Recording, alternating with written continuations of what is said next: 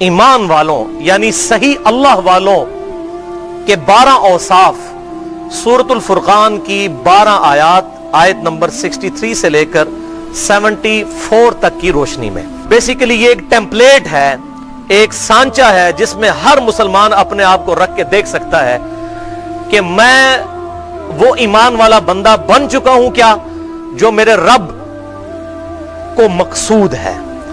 ایمان والوں کی پہلی صفت وَعِبَادُ الرَّحْمَنِ الَّذِينَ يَمْشُونَ عَلَى الْأَرْضِ هَوْنًا،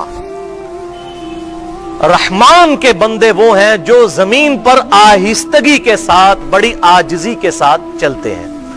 یعنی وہ تکبر کے ساتھ جوتے پٹخاتے ہوئے اور اکڑتے ہوئے نہیں چلتے، بلکہ اس زمین پر اپنے آپ کو اپنے رب کا غلام اور بندہ سمجھتے ہوئے عاجزی کے ساتھ چلتے ہیں. ایمان والوں کی دوسری صفت وَإِذَا خَاطَبَهُمُ الْجَاهِلُونَ قَالُوا سَلَامًا، جب کبھی جاہلوں سے ان کا واسطہ پڑتا ہے، یعنی ایسے لوگ جو بات ماننے کے لیے تیار نہیں ہوتے تو کہتے ہیں سلامہ. سلام متارکت ان کو کرتے ہیں، جس کو انگلش میں ہم کہتے ہیں اوائڈ کرنا. بس وہ دور سے سلام کرتے ہیں، بحث میں نہیں الجھتے. لا اکراہ فی الدین قد تبین الرشد من الغی، سورۃ البقرہ آیت نمبر 256. دین قبول کرنے کے معاملے میں کسی پر جبر نہیں ہے. اللہ تعالیٰ نے حق کو گمراہی سے بالکل الگ کر کر بیان کر دیا ہے. جس کی مرضی ہے قبول کرے.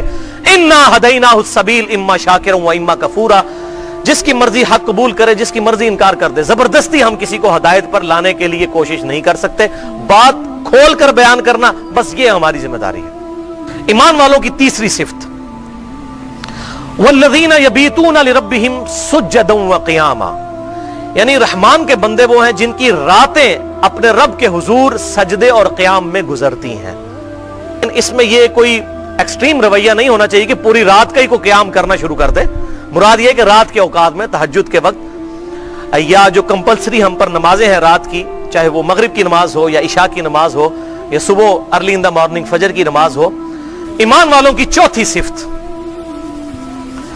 والذین یقولون ربنا اصرف عنا عذاب جہنم، وہ لوگ جو کہتے ہیں اے اللہ دوزخ کا عذاب ہم سے پھیر دے. ان عذابہا کان غراما، بے شک دوزخ کا عذاب تو ہمارے گلے کا پھندا ہے، ہر وقت لٹکتی ہوئی تلوار ہے ہم پر. انہا ساعت مستقرا و مقاما، بے شک دوزخ عارضی طور پر بھی رہنے کے لیے بڑی بری جگہ ہے اور ہمیشہ رہنے کے لیے بھی بڑی بری جگہ ہے. وَلِعَاذُ بِاللَّهِ تَعَالَى. اہل ایمان کی پانچویں صفت وَالَّذِينَ إِذَا أَنفَقُوا لَمْ يُسْرِفُوا وَلَمْ يَقْتُرُوا وَكَانَ بَيْنَ ذَلِكَ قَوَامًا، کہ ایمان والے وہ ہیں کہ جب اللہ کی راہ میں خرچ کرتے ہیں تو نہ اسراف سے کام لیتے ہیں، فضول خرچی کرتے ہیں، اور نہ ہی کنجوسی کے ساتھ. وَكَانَ بَيْنَ ذَلِكَ قَوَامًا، بلکہ اس کے درمیان رہتے ہیں.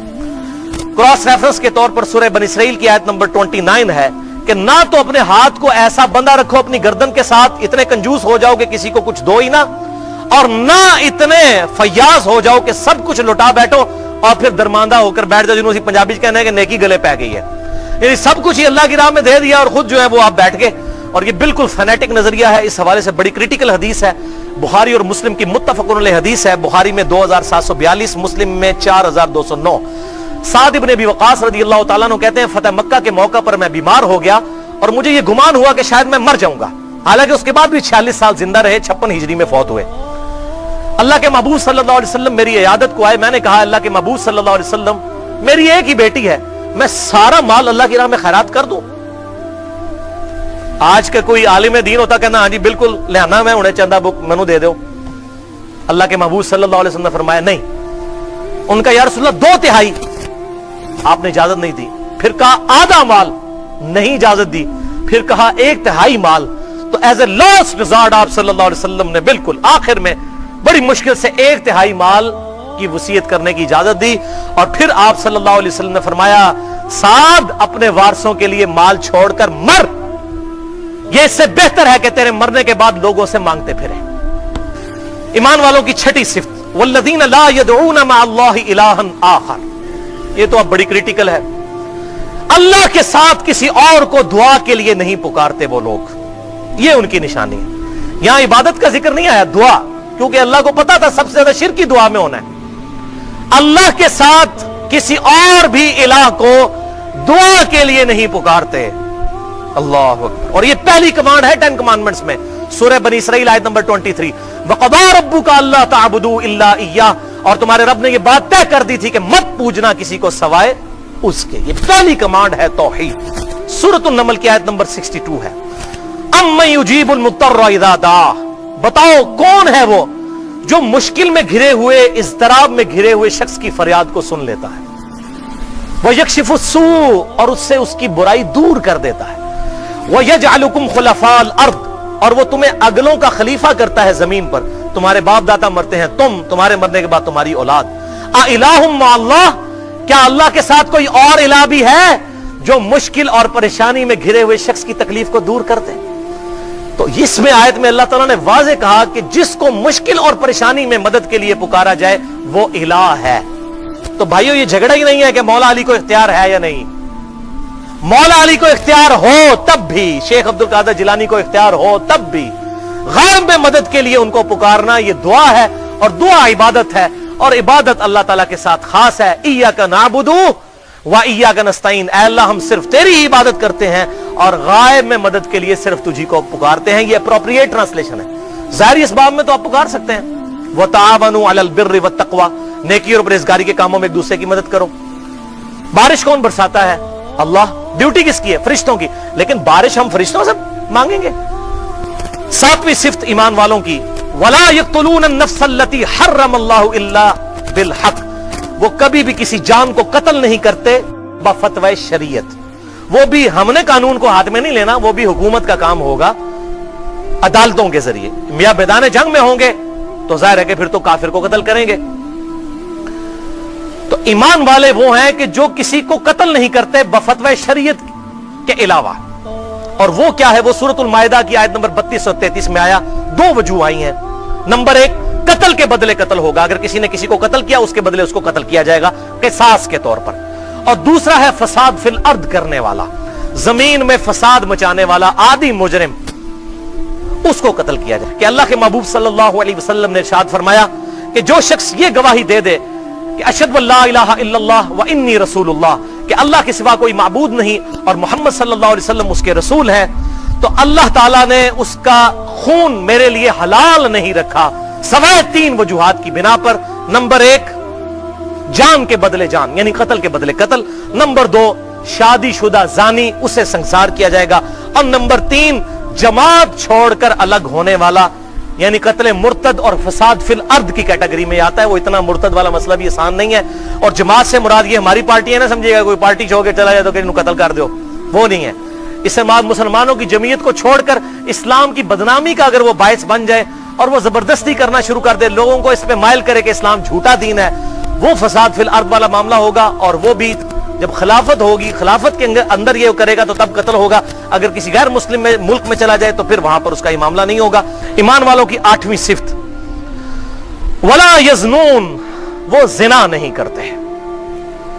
वमन यफ़अल ज़ालिका यल्क़ा असामा, जो कोई ये हरकत करेगा अन करीब उसका वबाल भी चख लेगा। अब ये जिना वाला जो इशू है, जिस तरह आजकल ये मामला खुलकर सामने आया है, आज से पहले नहीं था। बुखारी और मुस्लिम की मुत्तफ़क़ुन अलैह हदीस है, आंखें भी जिना करती हैं, जुबान भी जिना करती है, कान भी जिना करते हैं, हाथ भी जिना करते हैं, पांव भी जिना करते हैं, दिल भी जिना करता है और शर्मगाह उसकी तस्दीक करती है। दिल भी जिना करता है, यानी जानबूझकर बुरा तसव्वुर लाना, यह भी जिना है। और ये मैं कहता हूं कि आज के जमाने में जिस तरह आजमाइश मुसलमानों पर आई है बेहयाई की शक्ल में, और ये तूफान बदतमीजी जो बेहयाई का आया है, ये सहाबा को भी इस आजमाइश से नहीं गुजरना पड़ा। वला तक़रबुज़ ज़िना, ज़िना के करीब भी मत जाना। दूर तो बड़ी दूर की बात है, करीब भी मत जाना। हर वो अमल जो उसके करीब ले जाए उसके ऊपर गिरफ्त है। वलियाउज़ु बिल्लाहि ताला। ईमान वालों की 9वीं निशानी, वल्लज़ीना ला यशहदून अज़्ज़ूर, वो ईमान वाले ऐसे हैं जो झूठी बात की कभी गवाही नहीं देते। इसके 2 माने बनते हैं, झूठी गवाही नहीं देते किसी के खिलाफ और किसी झूठी बात की तस्दीक नहीं करते, सिर्फ सच्ची बात को मानते हैं, जो किताब और सुन्नत से साबित होगी उसको मानते हैं। ये ईमान वालों की सिफ्त होगी। न झूठ बोलेंगे और न झूठी गवाही देंगे, ना किसी झूठे अकीदे की तस्दीक करेंगे। اور قرآن میں واضح آیا لعنت اللہ علی الکاذبین، جھوٹے پر اللہ کی لعنت. جھوٹے بہانے کتنے عام ہیں، اللہ اکبر. حتیٰ کہ مذاق میں بھی جھوٹ بولا جائے تو وہ بھی دوزخ میں لے جانے والا کام ہے. لوگ کہتے ہیں میں مذاق بولیا سی، اپریل فول منایا سی. ابھی جھوٹ ایک علیحدہ سے ٹاپک ہے لیکن اس کو سکپ کرتے ہیں.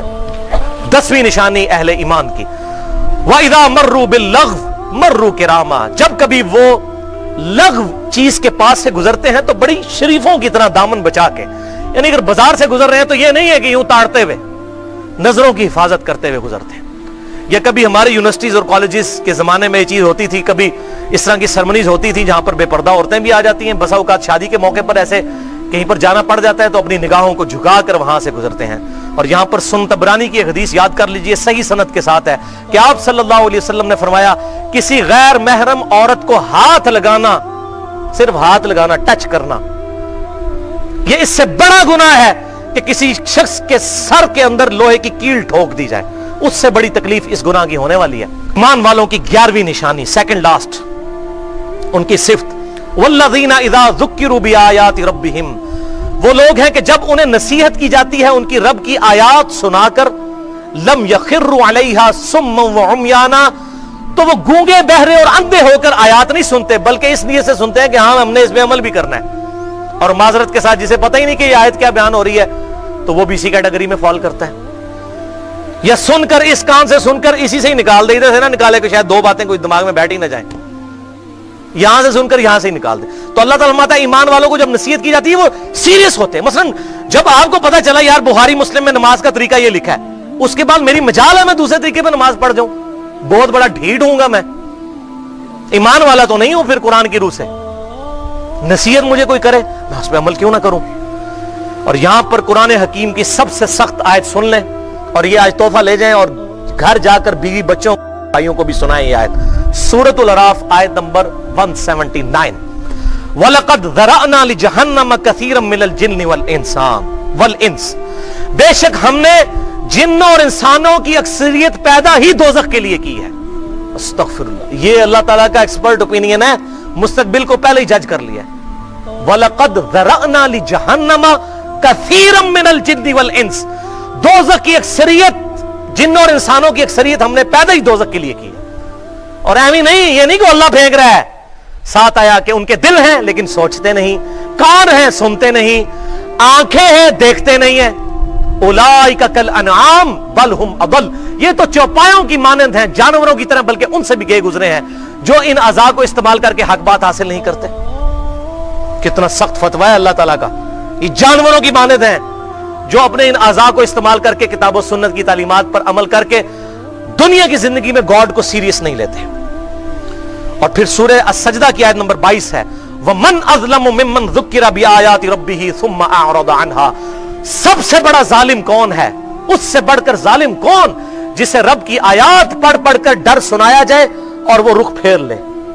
اِنَّا مِنَ الْمُجْرِمِينَ مُنْتَقِمُونَ، ایسے مجرموں سے تو ہم انتقام لے کر چھوڑیں گے. انتقام کا لفظ استعمال کیا ہے، جس کو قرآن و سنت سے ترغیب دلائی جائے اور کہ جی تسی اپنی قبر جانا ہے، میں اپنی قبر، او پائی کنے کہہ تو میری قبر جانا ہے. یہ نبیوں کا منصب ہے کسی کو بات سمجھانا. اس کا مطلب ہے اللہ کے نبی بھی آپ کے پاس آتے تو آپ کہتے ہیں اللہ کے نبی آپ نے اپنی قبر میں جانا اور میں نے اپنی قبر میں. اور یہی کہتے تھے کافر بھی. اسی لیے کہا گیا پھر لکم دینکم ولی دین، دعوت دی، پھر کہا تمہارے لیے تمہارا دین، جانا ہے دوزخ میں جاؤ، دفع ہو جاؤ. وما علینا الا البلاغ المبین، ہمارا کام تو نہیں ہے مگر صاف صاف پہنچا دینا. آخری صفت ایمان والوں کی 12ویں صفت، اور ساتھ ہی جنت کی خوشخبری بھی ہے ان کے لیے. والذین یقولون ربنا هب لنا من ازواجنا وذریاتنا قرۃ اعین واجعلنا للمتقین اماما، ایمان والے وہ ہیں جو اللہ کے حضور دعا کرتے ہیں اے اللہ ہماری بیویوں اور ہماری اولاد میں ہماری آنکھوں کی ٹھنڈک بنا دے، یعنی ہماری آنکھیں ٹھنڈی ہی ہوں جب وہ نیک عمال کریں. وجعلنا للمتقین اماما، اور ہمیں پرہیزگاروں کا امام بنانا. یہ امام مسجد والا امام نہیں ہے، اس سے مراد ہے ہم فور فادرز، آباء و اجداد بنے ان لوگوں کے جو نیک ہوں، یعنی ہماری نسلیں نیک ہوں، ہم ان کے امام ہوں. یہ دعا کرتے ہیں. اولئک یجزون الغرفۃ بما صبروا، یہ وہ لوگ ہیں جن کو اللہ نے صبر کے بدلے میں جنت کے بالا خانے دیے ہیں، بڑے بڑے بلڈنگز جنت کے اندر، اپارٹمنٹس، صبر کے بدلے میں. صبر کے اندر پورا دین. آپ مجھے بتائیے, آپ کو اور مجھے اختیار ہو, کیا ہم کسی ایسی عورت کو موت دیں جس کے چھوٹے چھوٹے 4-5 بچے ہوں؟ ان بچوں کا کیا مستقبل ہوگا؟ لیکن اللہ تعالیٰ پرواہ کرتا ہے تو بس ڈر جائیں. بالکل اس طریقے سے اللہ تعالیٰ کو کوئی یار نہیں ہے اپنے نافرمانوں کو دوزخ میں پھینکنے سے. دنیا میں اللہ تعالیٰ جب چاہتا ہے, جس کے لیے چاہتا ہے, جو فیصلہ کرتا ہے, کوئی اسے پوچھ نہیں سکتا. یہ جو مثالیں دیتے ہیں یہ اللہ تعالیٰ 70 ماؤں سے بڑھ کر, یہ کون سی رحمت کا کانسیپٹ آپ دیکھ رہے ہیں؟ یہ کانسیپٹ ہے کہ ابا جی مجھے آپ سے بڑی محبت ہے پر گل میں تھوڑی کو نہیں مننی, جو مرضی کر لو. یہ محبت ہے؟ محبت تو یہ ہے کہ پوری کوشش کرے, جب کبھی کوئی لغزش ہو جائے پھر اپنے رب کی دامن میں پناہ لے. وہ رحمت تو ضرورت ہے, رحمت کے بغیر تو گزارا نہیں. بخاری اور مسلم کی متفق علیہ حدیث ہے کہ امام کائنات صلی اللہ علیہ وسلم نے ارشاد فرمایا, کوئی شخص بھی اللہ کی رحمت کے بغیر جنت میں داخل نہیں ہوگا. ایک صحابی نے بڑی جرأت کر کے عرض کیا, اللہ کے محبوب کیا آپ بھی؟ آپ نے فرمایا ہاں میں بھی, جب تک میرے رب کی رحمت مجھے ڈھانپ نہ لے میں بھی جنت میں نہیں داخل ہو سکتا. تو رب کی رحمت کی تو اللہ کے محبوب کو بھی ضرورت ہے صلی اللہ علیہ وسلم. رحمت بالکل الگ چیز ہے. ڈیٹم لائن کے اوپر حلال اور حرام کی تمیز کرتے ہوئے زندگی گزارنا یہ ضروری ہے. پھر کہیں بیچ میں چھوٹی موٹی غلطی لغزش ہو جائے, اللہ تعالیٰ معاف کرنے والا ہے, اس میں کوئی شک نہیں ہے. موت کے غرغرے سے پہلے جامعہ ترمذی میں حدیث ہے کہ توبہ قبول ہوگی, لیکن یہ کس کو پتا ہے کہ موت کب آنی ہے؟ کوئی بتا کے آئے گی جناب تیاری کر لو, میں کوئی 10 دہاڑے تک آنا لیا نہیں. اور یہ یاد رکھیے گا, جو آپ زندگی گزارے اسی طرح اٹھائے جائیں گے. یہ کبھی نہیں ہوگا کہ مرنے سے 1 سال پہلے اللہ تعالیٰ آپ کو کوئی فون کال کرے گا, گاڑی رکھ لے, نماز شروع کر لے, بندے کا پتر بن جا, بس سال رہ گیا تیرا.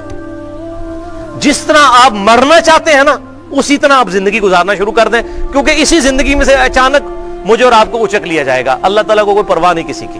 میں نے بتایا نا 4-5 بچوں کی ماں کو بھی وہ موت دے دے گا, اسے کوئی پرواہ نہیں ہے. اللہ کو کسی پرواہ نہیں ہے. اللہ سمد, اللہ بے پرواہ ہے. اللہ تعالیٰ سے دعا ہے ہمیں اپنی موت سے پہلے اپنی قبر و آخرت کی تیاری کرنے کی توفیق عطا فرمائے.